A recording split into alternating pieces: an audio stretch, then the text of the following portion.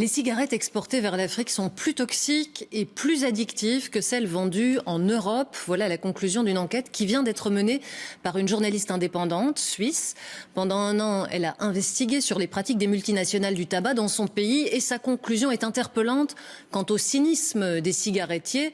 Faute de croissance en Europe, ils sont vraisemblablement prêts à tout pour le développement du marché africain. Pascal Bustamante nous présente cette enquête.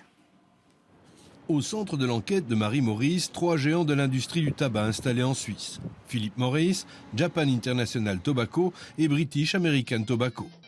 Son intuition, les cigarettes commercialisées en Suisse et celles qui le sont en Afrique sont différentes. J'ai choisi d'aller au Maroc pour mon enquête parce que c'est le pays d'Afrique où le plus de cigarettes suisses sont exportées.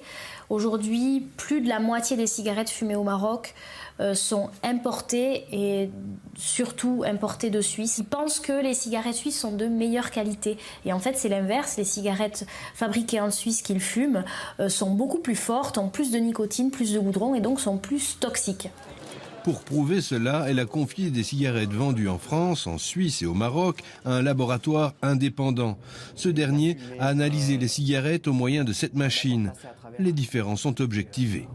Pour les Winston, nous avons même des cigarettes allant jusqu'à 16 mg de particules totales contre seulement 10 pour celles vendues en France et en Suisse. Faire en sorte que le taux de nicotine et des autres additifs soit supérieur entraîne plus de dépendance et rend donc les clients plus captifs.